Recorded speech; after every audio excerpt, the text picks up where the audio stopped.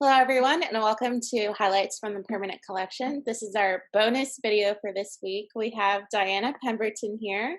recent MFA grad from Kent State University. Say hello, Diana. Hi, everyone. She was kind enough to do the demo for us this week on how to naturally dye fibers, and I thought it would be really cool to get her to answer a couple of questions for us since it's kind of an in-depth process. So we're going to go ahead and start. Yeah. So my first question is, I know that you primarily weave garments, and the two items that I talked about in our collection this week are rugs. Mhm. Is there a really huge difference between how rugs are woven, between how garments are woven? Yeah, absolutely. I think there would be probably a pretty big difference.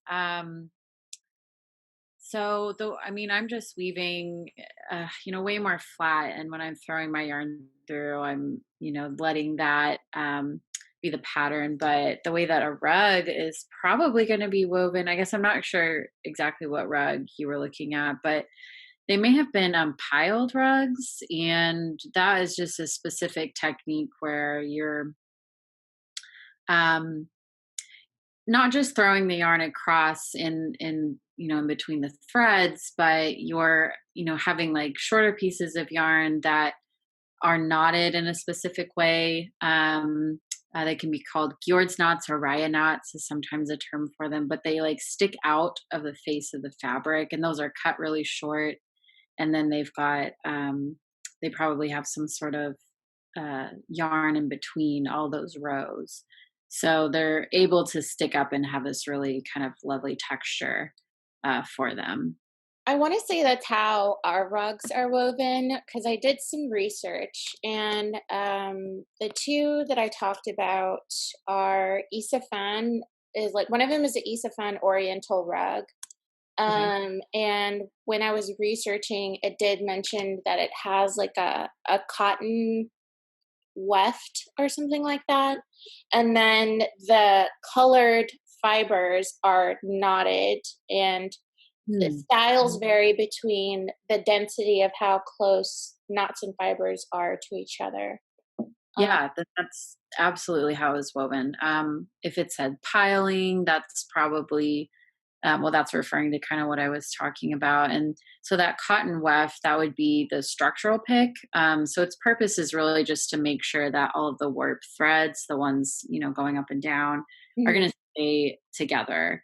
And those aren't going to just kind of fall apart. So that's really there for the integrity, like the structural integrity of the piece. yeah. And then those knots is visually what you're going to see, and that's going to create the texture and the colors and the pattern. Yeah, I guess I just didn't even think about it because rugs are sort of three-dimensional because you've got things going this way and also out at you. So Right. that makes sense. So there would be more to it. I don't know why.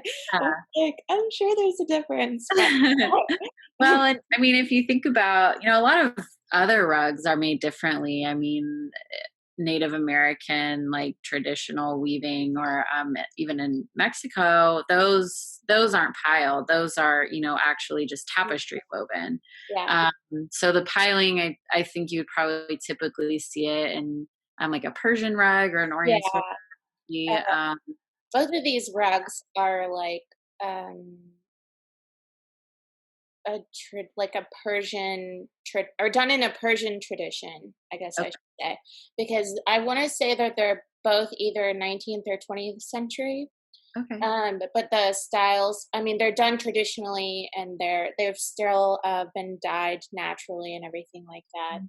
Um, so it's really interesting. I don't know. I guess I see them all the time in the collection, and it's funny because I don't like put two and two together sometimes. So it's Yeah. it's really been fun to do this series and kind of delve even deeper again Hmm.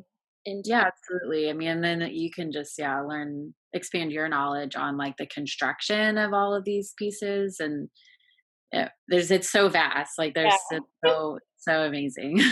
yeah. Okay. So my second question is, I know in the demo that you're doing, you kind of talk about lots of options for how to do things. Mhm. Historically, let's say, what are the most commonly used primitive materials and or tools used for doing natural dyes? Like, what are the most basic needs? Okay. Yeah. Um, that it's difficult and not difficult, I think, to answer that question because it happened and developed in so many different places, like Yeah, historically all over the world. I think first and foremost, you would need obviously some sort of plant and or dye material. So whether that's like indigo or cochineal or marigold flowers or um, Osage orange is like a tree bark that was used. That's kind of first. So that varies just depending on where you are in the world and what can be found in your environment. So that's like the basic thing. And then obviously you would need the fiber that you want to dye. So if it's yarn, or if it's like already woven fabric, um, you definitely need those two things. And that I mentioned it in the video, the demo, but I'll say it again now. And it has to be some sort of natural fiber. So yeah. cottons or wools or silk. You know, Can it's you not going to talk work with about synthetic. that? Like, why does it have to be a natural fiber basis, or besides like something with plastics? Yeah, so I think it comes down to something that is scientific, chemical, molecular.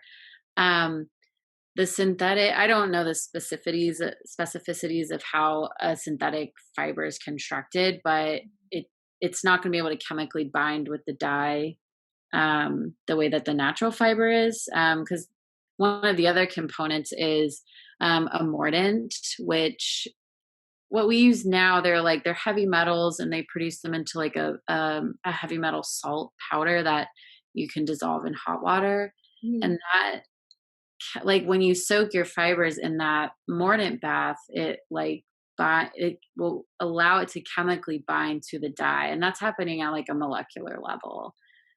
So that it's working with those natural fibers. So however those things are molecularly constructed like that's why it needs to be that way. All right. Moving on smoothly here.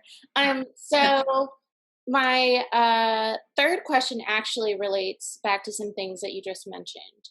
So I know like the most basic yarn, or not yarn, dye colors would be like red, blue, and yellow. Hmm. So I want to say blue universally is going to be indigo, Hmm. right? Yeah. Are there like are there some other really popular things that would be used for blue? And then I think it would be fun if you talked about cochineal and how that's gathered together, because I know a little bit about that one. And then Yes. if you I could talk about, like, I guess just most popular materials for like your basic primary colors. Okay, yeah, I think that's, yeah, definitely a great point. Kind of blue, red, and yellow is sort of your starting point, and things can always be over dyed to get some of those like tertiary and secondary colors. So blue, the beautiful blue, indigo. Yeah, I love indigo. It's really interesting because there's like Japanese indigo, which is specific to Japan, and it kind of produces a certain kind of blue. And then I actually recently did a workshop with a man from Africa, and he was from Yoruba culture, and Oh, that's really um, cool. yeah, it was great. And the indigo that he brought in these like indigo balls. They had like somehow produced these balls that had like the dried indigo and the wood ash, and I'm not sure what else was Like a inside. bath bomb for a dye. Basically looks like a bath bomb. It did. Cool. um, so beautiful.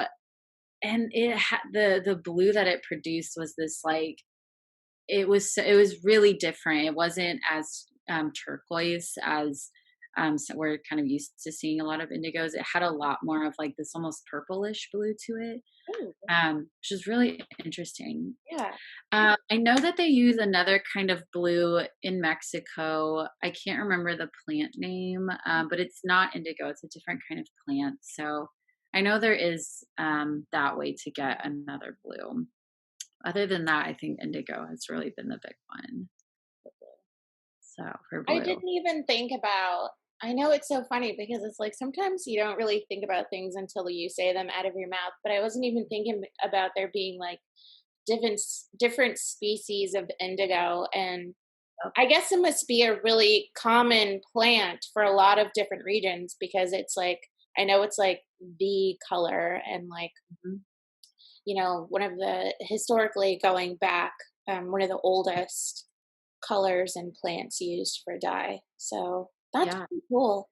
absolutely. Yeah. Um, yeah, so cochineal. Cochineal is so fun. It's a really beautiful color. And so for viewers who don't or aren't aware, cochineal is actually an insect. And it's these little bitty kind of roly-poly looking insects that live on cactus plants. And it's actually only the females who give off the dye, and it's this really rich red color. And depending on what else you put in your dye bath, so like the pH level of the dye bath, Mhm. you can get these really nice, more like scarlet red hues, or you can get these kind of purpley maroon hues from it. Mhm. Really beautiful. It's really popular. Originated in Mexico is from what I know. I believe that's correct. And yeah, it's just fantastic to work with. I really, really enjoy working with cochineal. So you get these little like dry you can when you buy natural dyes, you can get like extracted pigments, and Mhm. they've already extracted the dye from the original dye stuff, which you do with like hot water Mhm. and time. And they can dry it and get it down to this pigmented form with additives. So you could buy like just a powdered pigment, or you could buy like the just the actual like the insect, like cochineal Did bugs. I know that you spent some time in Mexico. Did you get to you got with the real bugs? I was there when I was there. I was doing a residency with Architopia Foundation, and I was actually learning how to backstrap weave when I was there. So I didn't get to play with all the natural dyes. I did have there was a girl who was doing a natural pigment residency when I was there, and so she got to go do that. She went to an actual farm and she got to work So with all cool. of the natural materials, and then they were teaching her how to make those into pigments that she could like print with for like screen printing and things like that. So That is yeah, really neat. yeah, it's very cool. I just want to pause really quickly and say that we're both recording this video from a home base right now. And if you hear any clacking, that is honey Oh, your dog. clacking on the tiles. Um, so I apologize if you find that annoying. But uh, Geor yeah, Georgia, my cat, is actually being really good right now, and she's yeah. just sleeping in this couch next to me. I'm surprised we haven't seen Georgia because she's very active and very much the star of the show. Yes, she is. Yes, But she is. yeah. So, okay. So, what about yellow? Because I really don't know a lot about yellow. I know onion skins can kind of give you a goldeny color. But Mhm. what else? I guess you mentioned marigolds will get Yeah, you. marigolds give a really beautiful, like, just a kinda like a gold yellow, sort of mustardy, really, really beautiful, and you get that from the petals. Mhm. Um, and yeah, so yellow onion skins give a really wonderful yellow. And the demo I did was with red onion skins, so we got this more reddish brown color. Okay. Um, and then weld is something that I've worked with a lot, and it's a plant, and you cut up like the grass, like kind of the leafy part of the plant to get that, and it just makes this like electric lemon yellow. Oh, wow. So it's really nice to get some like cleaner greens if you like do an over dye. So I really like weld. There's like so many things you Yeah. can get colors from. Those are the ones that I've used. But yeah, those are really great. Those are good ones. So that's pretty interesting. I want to say over Christmas, I was watching this really cool special. I guess it was like a British show that somebody uploaded to YouTube, and it was Victorian Farm is the name of the show. And so it was a Christmas special, and they were doing naturally dyed ribbons to wrap presents with. Oh my And it had gosh. this electric yellow, and I hadn't ever seen that before, but I guess that's what it was from. And then, fun fact for viewers, the mordant that they used was actually like urine because one of the I want to say that's probably like got to be one of the most common mordants like historically. Um, um, yeah, I don't know if they would urea. I mean, that's the chemical, mhm. that's being used, and I don't know if it would be considered an actual mordant. But yeah, it But is it a does very say common like dye additive. yeah. And actually, I learned recently that so like in indigo vats, Mhm. like historically, I like in Southern America, they were having like sometimes slaves were used Oh to wow. like yeah, urinate in the indigo vats. And yeah, I just found that really interesting. I think important for us to know. Yeah. As artists, just that like history of that, awful history. Yeah, it's just I don't know. I just love history. I think that that is really interesting. I like had never heard that before. Mhm, And I think that's what I love about fibers and textiles is that it's a universal practice, and textiles are like the oldest form of currency like mhm, for people as like a an elevated being. and and no matter what culture you study, everyone has like a textiles practice, a textiles history, different techniques and everything. I know I was watching like Outlander, um mhm. and this is actually true. They do okay, it's a let's be honest, it's a dumb romance show. But they do a lot of research and in the things that they kind of bring visually to the show. And in this one episode, it was really neat. They were going around to the different villages and collecting rent. Mhm, And the woman main character happened upon this ceremony happening. And it was a dyeing ceremony. They were dyeing colors to like the sheep fibers to knit with and make all sorts of stuff. And they actually had like a whole song that went with like their dyeing process, and it had like claps and chants, and they would pass it along and knead the colors into the fabric, and it was just so cool, and I was like, love wow. that. This is Goodness, I need to make a dying song when I'm dying. I know. I was like, That's I wonderful. wanna research that further because I think that that's Yeah. really cool, and Well, and I think it that points to a really like interesting aspect of textiles is the community base that it has. Like yeah, very many times textiles, like this dyeing thing you're talking about, were made in a community setting and people were working together. And I think that's a really beautiful aspect of textiles. yeah. Not to overshadow the really dark stuff that you just brought to our No, not minds, at all.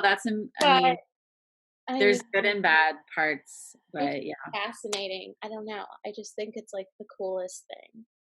I Um, and speaking of history, my last kind of question slash comment is I recently sent you an article about the oldest piece of yarn they yes. found, and they dated it from 41,000 to 52,000 years ago, which I just think is insane. And they found it in France. And I just wanted to know what you thought about that because I think that that's like, I mean, archaeologically mind blowing, just crazy. I think that that changes so many different views that we had on like Mhm. Neanderthals, and because that's like what Yeah, it's from the Neanderthal era.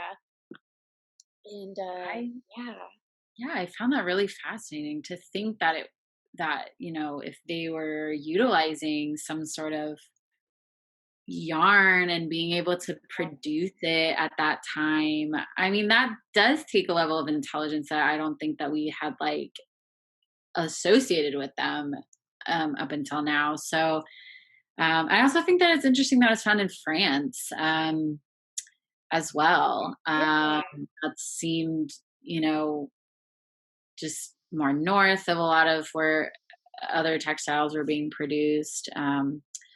So yeah, it's just really fascinating. I'm curious at what kind of technology they were using to yeah. do. I just think that that's crazy. And because I mean, because the cave paintings at Lascaux are those are also supposed to be some of the oldest as well, Though, right? yeah, I mean, if my art history is correct, I know I'm both like, I'm reaching here, but I know.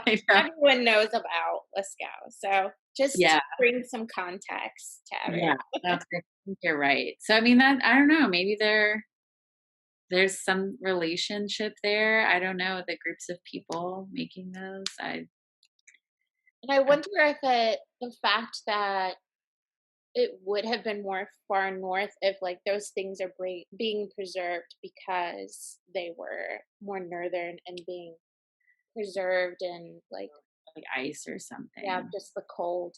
Yeah. I mean, that makes you think like, yeah, that's true. So, I mean, like and what else do we not know? right, that didn't make it. Yeah. Exactly. What didn't make it that came before was in different places. And I think that's so true. Yeah. Well, Diana, I just want to say thank you for doing the demo this week and for this little interview.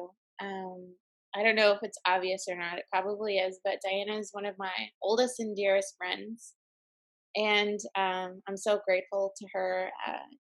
Yeah, and to connect universities as well. You know, she just Absolutely. got her MFA from Kent State. She just wrapped up her student teaching. So we're, I love the different ways that we're finding to connect with each other. I mean, even though you and I have known each other for like 10 years, we're like, this is new for us. So, Yeah. It is. And it's really exciting to, getting to just share, finding other platforms to do that and to connect, like you said. And so it was my absolute pleasure. I really enjoyed doing it. And it was like, it's so fun to like get involved in stuff you're working on and just to, yeah, continue to share and connect to other people through something that I already love to do. So thank you for the opportunity. all right. All right. I'm going to go ahead and close that out. Thanks for watching this week, everyone. I hope you have a good weekend and enjoy. Bye. Bye.